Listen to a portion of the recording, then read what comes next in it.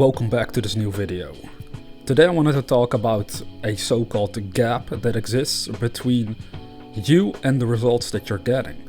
And it actually exists within your own consciousness, and every individual is faced with this to a certain extent. But we can get very effective at closing this so-called gap in consciousness between what we know and what we do. So this whole video is going to be a reminder, and especially useful for anyone that seems to be struggling improving their results, even though they are studying material of my nature or anybody else out there. Material about the mind, even if you're studying Neville, Goddard, Emmet, or any of the other great teachers out there from the past. What you'll find out is that many people, they know better. By studying that material, you automatically learn better things on how to go about your business in a better way. It doesn't necessarily mean that we do better and that we get better results. And we want to close that gap to figure out how can we stop that from happening? How can we actually close that so that we can get the results we finally want? Now, before we start this presentation, let's consider this scenario. Someone says, I'm going on a diet. And as they make that decision, within a few hours or maybe a few days, someone puts a nice piece of cake in front of them. And they know they shouldn't eat it, but yet temptation takes over and they eat it. The person then kind of laughingly says, I thought you were on a diet. And then the person that's eating it says, well, I am on a diet. Then you ask them, okay, so why did you eat the cake? And they reply with saying, I don't know. You see, this is the gap between knowing and doing. The issue here is that there is a gap between what most people know and what they do. People do things they know are getting them results they don't want to have, yet they are doing them anyway. What is the problem? Well, of course, I also know by now the problem has something to do with your habitual way of living, with how you're using your mind. Being confronted by your own bad habits, for example, that need to be replaced. So you actually start doing the right things for once. That is what the rest of this video will teach you. So in order to do so, I want to show you this picture right here on the screen. As it says in the red text, this represents you. And I know for many people at first, they can't really comprehend how this represents them, but you should consider it from this angle. You have a mind and you have a body. And it's how the mind and body operate that ultimately dictates the results that you're getting. So if you want to improve the results in your life, you're going to have to understand yourself. That's ultimately what it's all about. The more you understand yourself, the better off you'll be in life. It's just the way it is. We tend to analyze physical things more than ourselves, and therefore we may still be living in a form of confusion. Now, we don't want to live like that forever. We want to change that around, close this gap that determines the results in our lives. The first thing you're going to have to understand, as this new slide says, is that you don't want to force things to change. With this we mean literally on a physical side of life, forcing things to change, forcing your behavior to be different. For example, this is a very, very interesting one.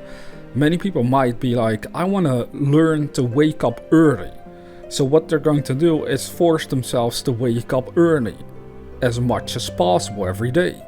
But you see what happens is that it may happen for them for a couple of days or weeks, and then they go back to their old sleep schedule where they may not be waking up early at all anymore. Now, why is that so? Why does that happen? Well, it happens again because of not clearly understanding the mind-body relationship in your life. Because you can consciously decide that you're going to do something and then force yourself to act upon it, physically speaking, but that doesn't mean that your subconscious mind has agreed on that as well at that moment of time.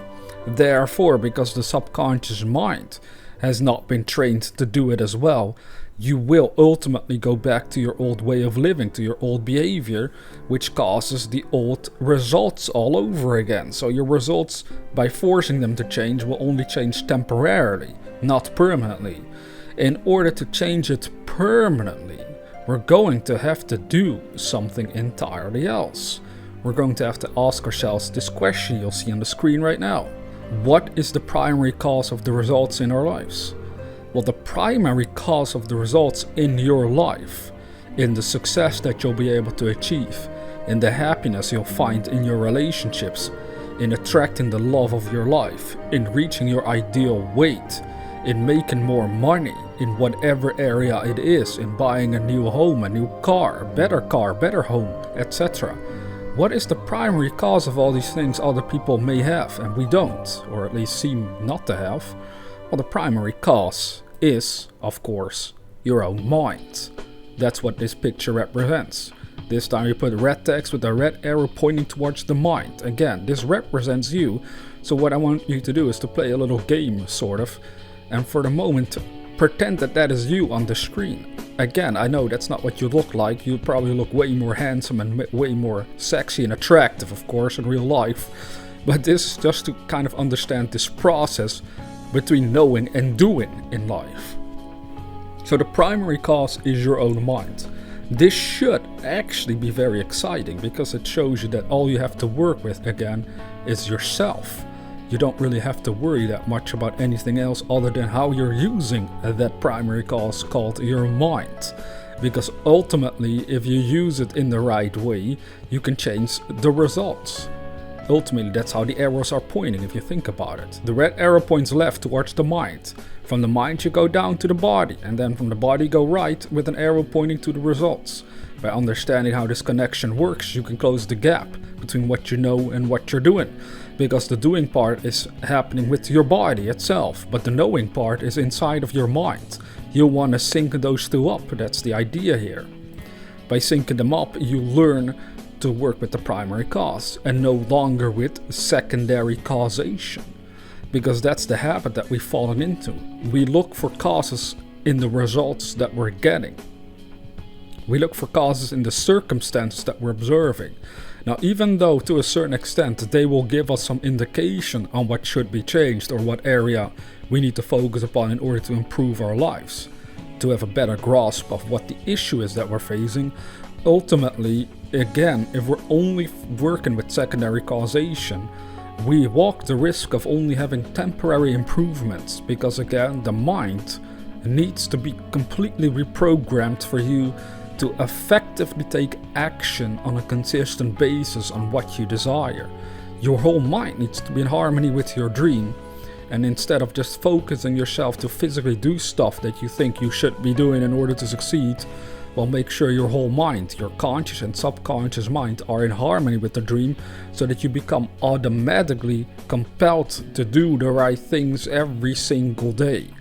That's really what we're after, because then you're no longer consciously necessarily thinking about it, or at least you're not worrying about it. You're not having that gap going on where you're like, I know better, but I'm not doing better. It's because the subconscious mind has not been synced up to the dream as well. Because once that happens, you know better and you will do better, because the subconscious mind automatically expresses its own feeling nature with and through your body. And when the body takes action, it generates a so-called result. Now, as you're studying this material, you're becoming aware of it in your conscious mind first. However, that is not enough, because your conscious mind is that part where you have your imagination, you also have your reasoning faculty there. So in other words, when you're studying anything, it comes in through the senses, it's being registered and processed through the conscious mind first and foremost. Now you want to hand over what you're learning to your subconscious mind, so you learn to improve your life once and for all. Now it's very important. The role of the conscious mind is sort of like a gatekeeper towards the subconscious mind, because you don't want everything that is being shared or said to go straight into your subconscious mind. There's a lot of stuff out there that is just not useful for your well-being. So it's a good thing that the conscious mind can accept or reject ideas. In this case, you want to understand that the way you have been programmed subconsciously due to your upbringing and due to society at large and how it operates and how people think and rather have a lack of ability to think about themselves and their own powers, is that when you're confronted with this kind of material that shows you how to change your life, you may be in the habit of rejecting it to a certain extent, and therefore your life won't entirely improve. It's like you accept it but also sort of reject it still, so you're not fully living up to what you've been learning. either by my videos or by Neville, Goddard, Emmet, or any other YouTuber, whoever it is, someone that inspires you to do better, and you can feel this can work, this can help me out. It doesn't mean that your results are permanently going to change because of that slight reluctance that is still in your subconscious mind. So as you're studying this again, you're becoming aware of it in your conscious mind first. So now you have to learn to accept it. You have to accept it knowing that this information can change your life around if it is understood. But the next question that you could ask yourself then is, how do you get the subconscious mind to agree with what you've learned? This is not difficult. In this case, the subconscious mind is approached from the angle of it being your feeling nature, the feeling part of your own consciousness itself. So in order to get the subconscious mind to agree with what you've learned, you're going to have to be emotionally involved in what you're studying. Now, the way to be emotionally involved in what you're studying, the easiest method is to clearly understand the good things that can happen for you if you apply these teachings in your own life. So you're not just studying them, you are also starting to learn to trust in them, to believe in what is being shared with you, based from personal experience and based from the observation that you can see with other people that are using it. So in this case, how do you get the subconscious mind, your subconscious mind, to agree with what you've learned? Be emotionally involved with the process.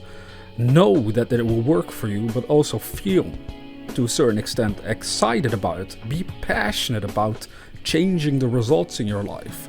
You see the huge difference there? Earlier we said people try to force things to change.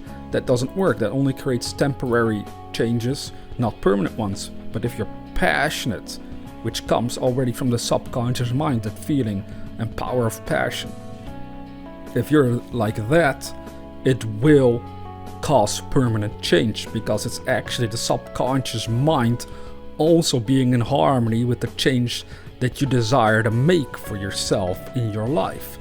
Really freaking think about this. People try to improve their lives, but they're not truly passionate about it. The way to become passionate about making these changes is by actually believing in yourself, by actually understanding all the benefits that will come into your life, into your world, as you're living in this new and improved manner. You see, slowly but surely, as you both mentally and emotionally become obsessed with what you desire to manifest and achieve in your life, you're closing the gap between what you know and what you're doing, because the subconscious mind automatically expresses itself with and through the body, through the way you feel. So the more passionate and good and excited and positive you feel about making changes in your life, the more you can be sure that your subconscious mind is in harmony with the goal that you've set for yourself. So don't just work with this material on a conscious level. It is important to involve your emotional states in order to magnify and speed up and actually cause permanent changes to occur. So this next slide shows you the process entirely. It begins with your thoughts, or the way you imagine. That's where you start in your conscious mind. And then it sinks into your feelings, into the subconscious mind. These feelings are then expressed through your body, which is, in other words, the physical actions that you're involved in. And these cause new and better results. So you see, if you're facing this situation where you're studying great material but your life doesn't seem to be improving, you'll have to carefully understand this process and analyze it in your own life. You're going to have to understand how this process works for yourself and in your own world. And you're going to have to analyze whether your thoughts and feelings are in harmony with the good you desire. Because you'll discover that the more stronger you feel about something, the more compelled you are to take action in a certain way. So in short, the issue that people face is that they can know what they want on a conscious level, but on a deep subconscious emotional level, they are more inclined to go along with everything that is wrong for them. So what we mean with this is that you can be more emotionally involved with doing the wrong things than you are in doing the right things. But imagine if you were so emotionally obsessed and involved with your own dream that you've built on a conscious level, that your subconscious mind also obeys it through that emotional connection you have with it. Well, that's when magic starts to happen. Make no mistake about it. That's when results change permanently and for the better. Because you see, people can decide that they will improve their lives, but then they're still emotionally more tied to their old habitual way of living. And what we want to do is magnify the emotions concerning our dreams and make them so strong and powerful that they override the old habitual ways of living entirely. I always like to point out to people that when you're very, very upset, for example, very angry, generally speaking, that becomes expressed with and through the body. So you start to act in an angry manner and other people can observe you being angry. They see your behavior is just completely out of whack, potentially. But with something so simple, you now want to understand, you can do the same with manifesting your dreams. You're having current results that you perhaps want to improve.